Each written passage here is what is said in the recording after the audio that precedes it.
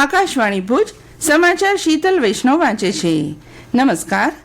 ગુજરાતની કડી અને વિસાવદર સહિત 4 રાજ્યોની 5 વિધાનસભા બેઠક પરની પેટા ચૂંટણીનું ગઈકાલે પરિણામ જાહેર થયું હતું. કડી બેઠક પર ભાજપના રાજેન્દ્ર ચાવડા અને વિસાવદર બેઠક પર આમ આદમી પાર્ટીના ઉમેદવાર ગોપાલ ઇટાલિયાનો વિજય થયો છે. પશ્ચિમ બંગાળમાં કાલીગંજ બેઠક પર તૃણમૂલ કોંગ્રેસના ઉમેદવાર અલીફા અહમદનો વિજય થયો છે, જ્યારે કેરળની નીલાંબુર વિધાનસભા બેઠક પર કોંગ્રેસના નેતૃત્વવાળી યુનાઇટેડ ડેમોક્રેટિક ફ્રન્ટનો વિજય થયો છે.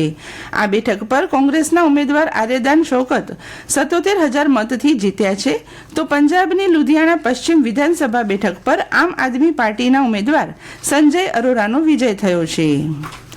ઇઝરાયેલી સેનાએ ઈરાન પર નવા હવાઈ હુમલા કર્યાનો દાવો કર્યો છે. સેનાએ જણાવ્યું, ગઈકાલે વહેલી સવારે ઈરાનથી છોડવામાં આવેલી મિસાઇલને રોક્યાના થોડા સમય બાદ આ હુમલા કરાયા હતા.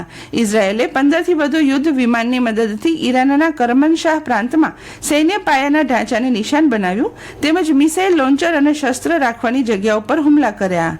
ઈરાને પણ ઇઝરાયેલ પર મિસાઇલો અને ડ્રોનથી હુમલા કર્યા, જેના કારણે ઘણા શહેરોમાં વિસ્ફોટના અવાજ સંભળાયા હતા.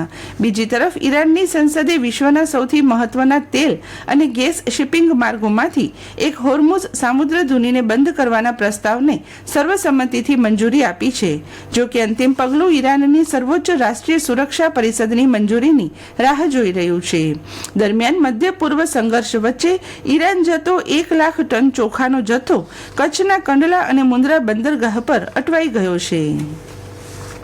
ગુજરાત વહીવટી સુધારણા પંચ GARCએ મુખ્યમંત્રી ભૂપેન્દ્ર પટેલને ત્રીજો અહેવાલ સોંપ્યો છે.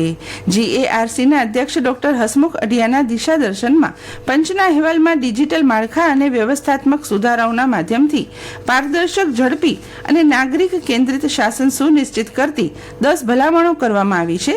ગુજરાત વહીવટી સુધારણા પંચે એક વિદ્યાર્થી, એક ID, એક પોર્ટલ, નિવૃત્ત સરકારી કર્મચારીઓને પેન્શન વિતરણ માટે સંપૂર્ણ સ્વયં સંચાલિત પ્રણાલી, સરકારના તમામ વિભાગોના GR સંકલિત કરવા વિશિષ્ટ ટાસ્ક ફોર્સ બનાવવા ભલામણ કરી છે.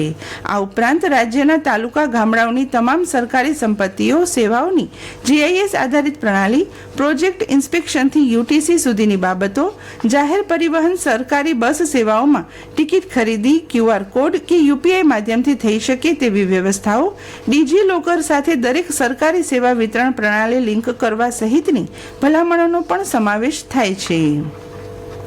રાજ્યમાં ગઈકાલે 135 તાલુકામાં સાર્વત્રિક વરસાદ નોંધાયો હતો. સત્તાવાર યાદી મુજબ સૌથી વધુ 9.5 ઇંચ વરસાદ સુરત શહેરમાં વરસ્યો છે.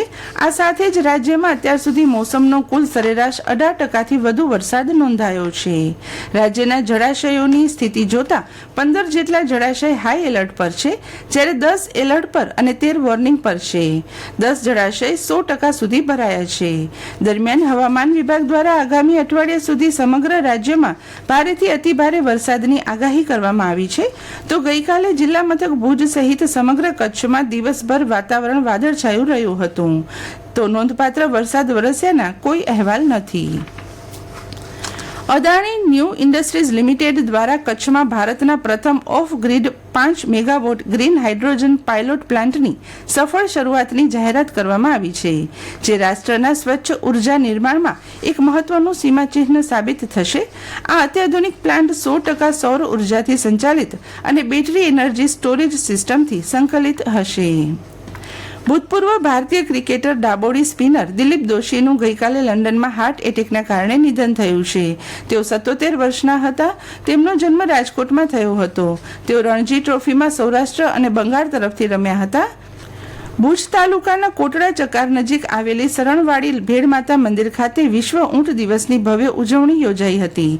કચ્છ ઊંટ ઉછેરક માલધારી સંગઠનની વાર્ષિક સાધારણ સભા આ પ્રસંગે મળી હતી. સંગઠન સાથે કચ્છના 8 તાલુકાના 324 પરિવારો જોડાયેલા છે. સંગઠન ઊંટ પાલકોની આજીવિકા, ઊંટોના ચર્યા અને આરોગ્ય માટે સક્રિય કામગીરી કરે છે. અને આ સાથે સમાચાર બુલેટિન પૂરું થયું. નમસ્કાર.